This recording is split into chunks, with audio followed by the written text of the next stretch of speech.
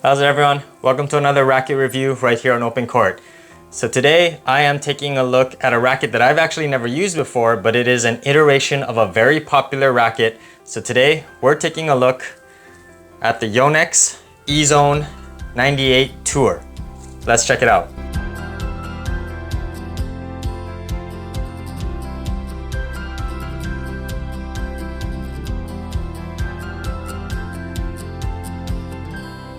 So before we get into this review of the Ezone 98 Tour, I just want to give a quick shout out to On Point Sports here in Hawaii.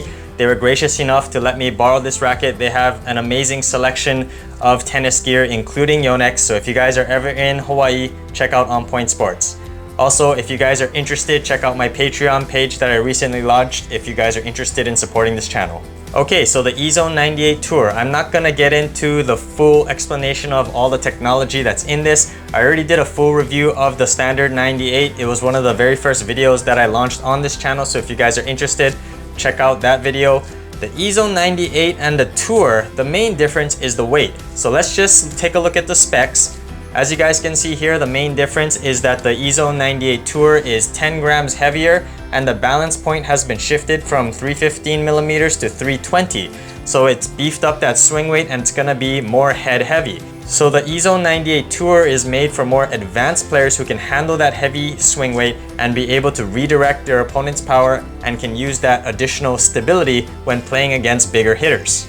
So since I've already done a full review of the standard Ezone 98, I'm not gonna do the whole first impression section. Let's jump onto the court and let's see what the pros and cons of the Ezone 98 Tour are.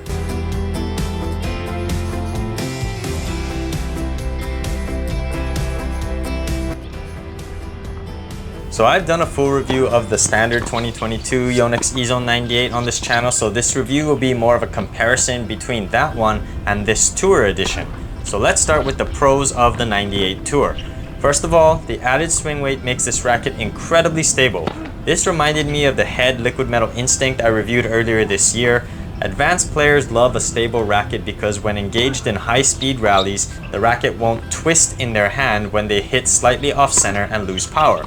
Also, the racket won't get pushed around when returning hard shots. I noticed the stability most on return of serves and ground stroke rallies. The Ezone Tour didn't budge at all when I was returning hard serves and I could redirect power with ease. Baseline rallies were where the Ezone Tour shined most. As long as I kept my backswing short and met the ball in front of my body, I could handle the weight of the racket and hit heavy shots of my own. I found this racket easier to handle on my backhand side. Since I hit a two-handed backhand, I could handle the swing weight and push the ball back with power. I also found it easier to aim side to side on my backhand stroke since I never hit late on that side. The stability and swing weight also leads to easy plow through and power on all shots.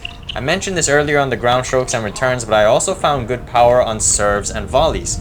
I don't want to use the term free power because nothing comes free with this racket. It's heavy, so it takes considerable effort to unlock its power potential, but if you can hit some heavy bombs. My favorite serve with the Ezone Tour is the flat serve. I have a slightly shorter backswing on the flat serve, so the weight didn't bother me too much and the racket did the rest on the follow through. I could hit fast and heavy flat serves that rarely came back. I had a hard time aiming the direction of my flat serves, but honestly that rarely mattered because of the added power. The kick serves took considerably more effort to hit than with the lighter rackets, but once I got it over my head, the weight did the work for me. I was impressed with the kick serve spin potential for such a head-heavy racket. Usually I can't hit much kick with heavier rackets because I can't accelerate through contact, but this was one of the more whippy rackets on serve that I've used. This resulted in more topspin on serves than I expected. My flat first and kick second serve combo worked wonders for me in doubles. At net, the Ezone Tour had good put-away power. All I really had to do was meet the ball in front of my body and block it back.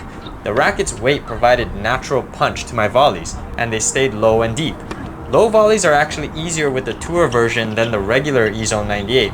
Because of the heavier weight, it's easier to drop the racket down below my knees into position to dig low volleys. Also, the sturdy frame allows me to punch back low volleys with decent pace more than the standard Ezone. The Ezone Tour also plows through really well on slices, especially the backhand slice.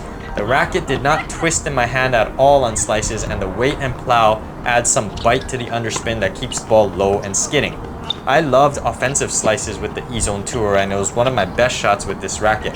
However, defensive slices were a bit difficult, which I'll touch on now along with the rest of the cons. So let's get into the cons of the Yonex Ezone 98 Tour. The defensive slices and defensive shots in general were pretty tough to utilize. Because the racket is heavy, if I was outstretched on defense, I couldn't push through contact as easily as a lighter racket.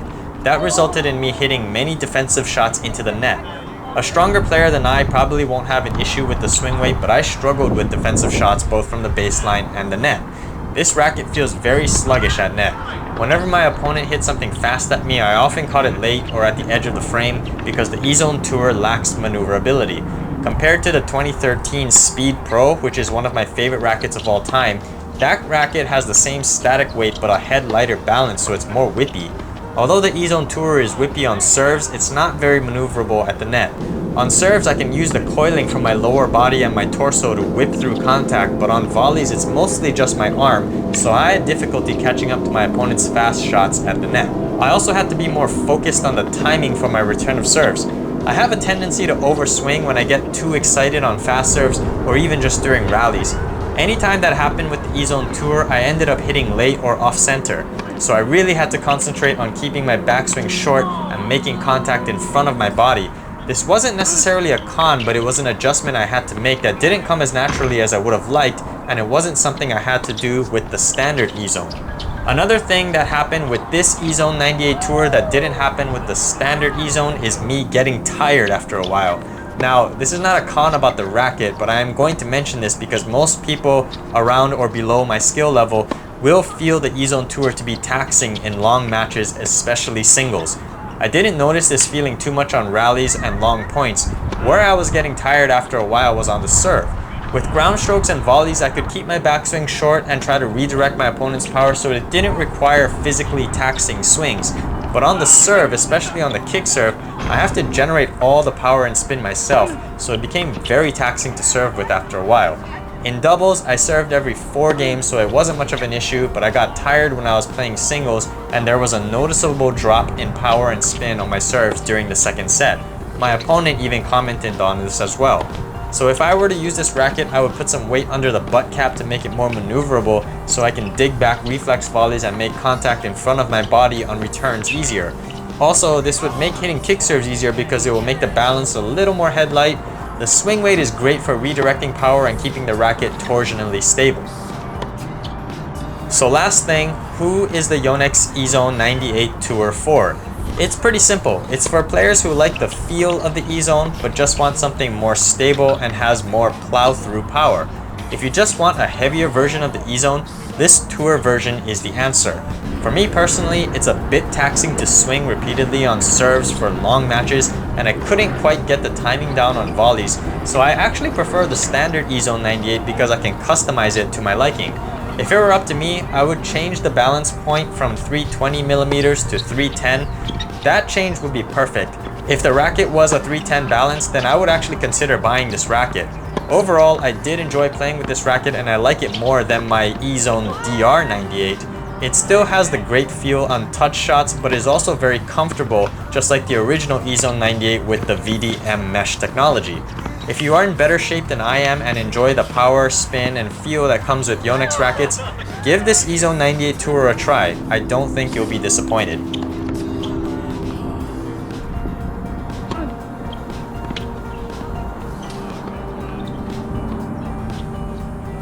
Thank you for watching this review of the Yonex Ezone 98 Tour right here on OpenCourt. If you guys like this content, be sure to overhead smash that like and subscribe button, and I'll see you on an OpenCourt.